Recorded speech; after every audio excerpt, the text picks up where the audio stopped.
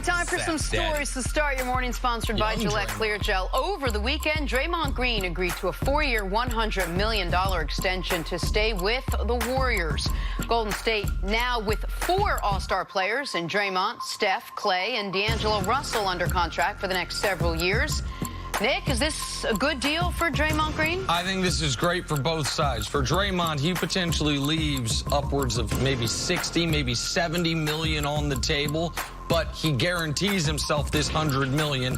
And I don't know if that deal for and at 170 was ever coming. And for the Warriors, they removed potential distraction, which was one of my big concerns with the addition of D'Angelo Russell. How would Draymond react to this guy who's never won any championships or played any games with the Warriors coming in on a max deal when he was a pending free agent? So this is an excellent deal for both sides. Draymond gets the security. The Warriors remove any possible distraction. And no, they have Steph, Clay, and Draymond locked up long-term for the next 4 years each. Yeah, good for Draymond. Draymond was in a tough spot. Draymond's not a max player. I don't believe he would have had 60 or 70 million out there unless it was someone with Phoenix where you're going to lose 50 or 60 games a year. No, he did the right thing, staying there with Steph, with Clay, because you can't exploit his weaknesses as much because they're so strong scoring the basketball. Now they have D'Angelo Russell. He can be a specialist. He can be that Swiss Army knife. His best fit is with Golden State. Happy for him. He went over Rich Paul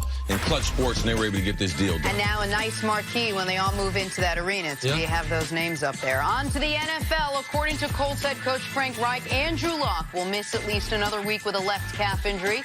Luck has only practiced 3 days since originally injuring his calf back in April, but he has been a participant in walkthroughs. CC, any reason for Colts fans to be concerned with this injury? Of course. Any starting quarterback in the league, if they got a calf injury, you need to be concerned because you can't prevent it unless you try to put him in the shotgun. If we're in the season, then he might be practicing just a little bit, trying to get ready for the games. But, man, this is about perfecting your craft, even for Andrew Luck.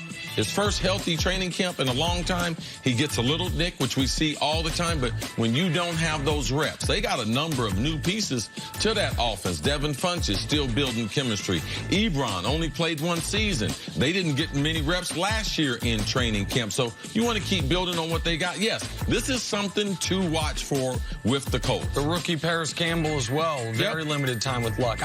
Luck seems concerned. I read his quotes in Peter King's column this morning.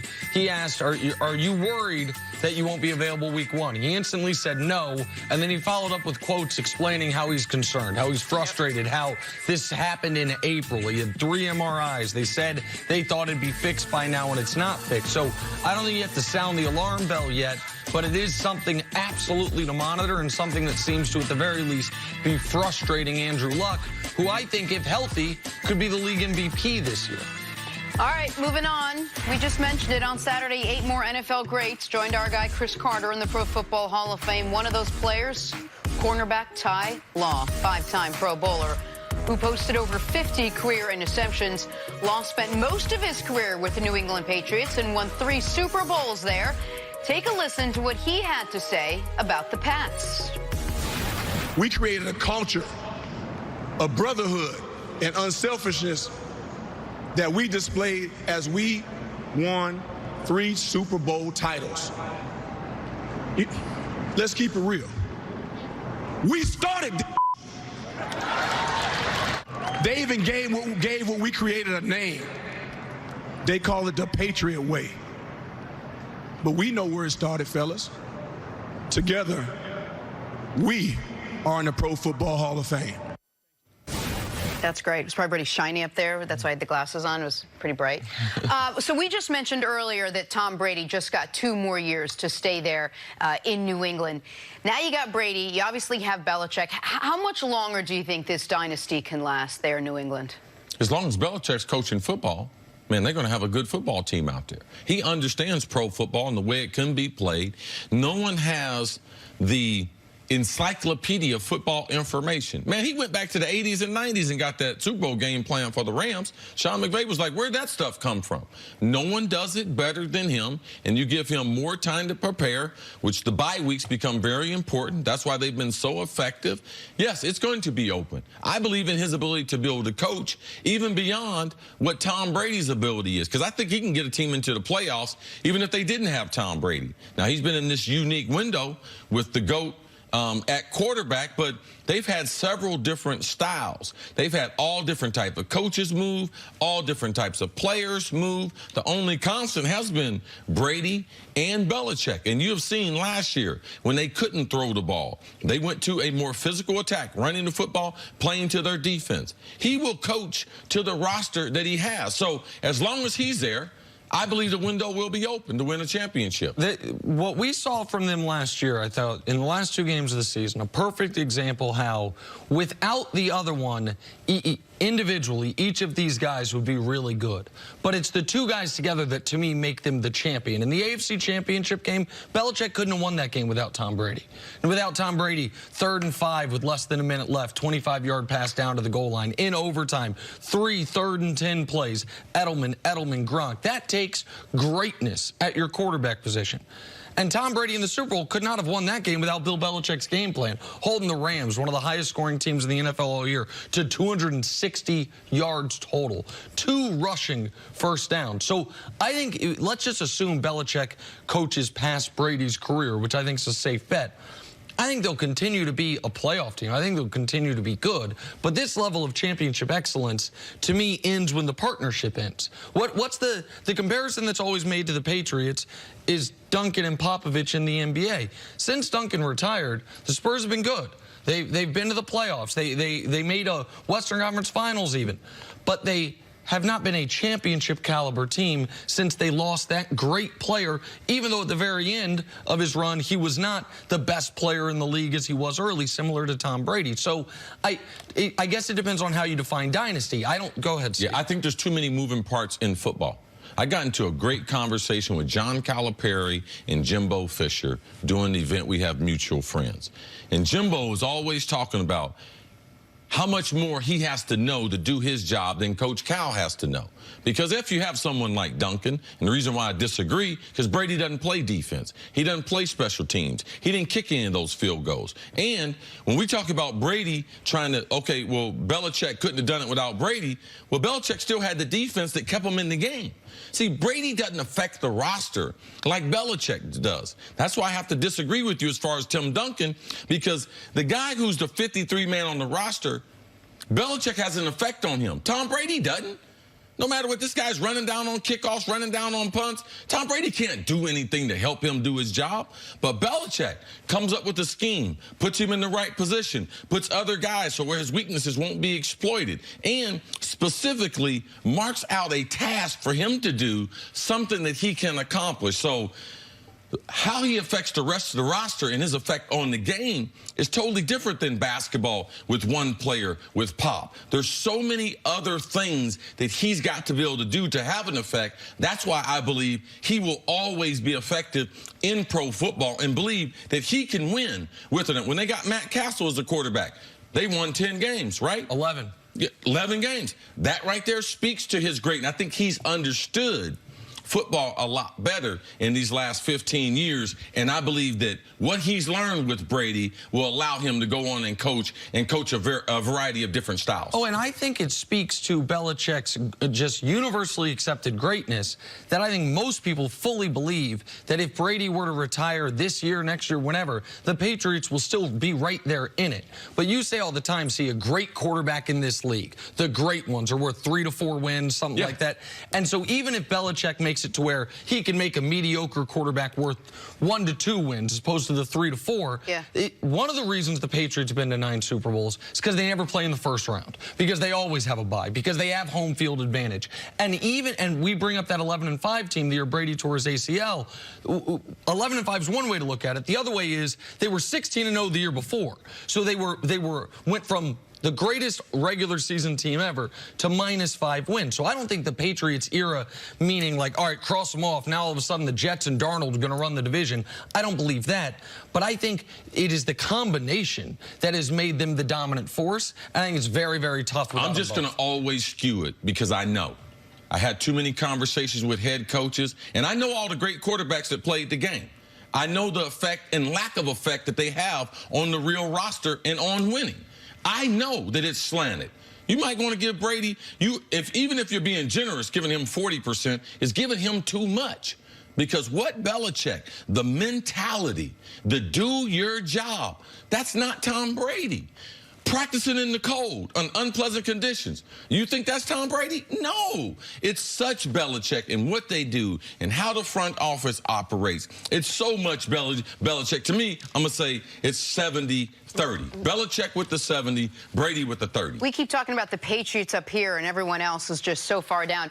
If this dynasty were to end, who's the other team out there in the league right now with the intangibles to be the next dynasty? Oh, I don't think we will ever see anything like this in pro football again. There's no team that's even close to being able to touch this? No, because you did have to have the perfect storm of it. Like you're mentioning 70-30, whatever the percentage is, you had to have the perfect storm of the greatest and the greatest at the two most important spots on the team. Yeah, you also have to have an owner that believes, I'm getting ready to trade a draft pick because this guy is just as valuable. I'm getting ready to turn the organization over. I'm going to grow with him. We're going to stay together. We're going to groom this quarterback that we're going to get on a low-budget salary for 10, 15 years. No. It's not possible. Never will happen again. All right, let's move on to the Dallas Cowboys, who will apparently never be the Patriots. As of the beginning of this very sentence, the Dallas Cowboys have still yet to sign their three biggest offensive stars in Zeke, Amari, and Dak.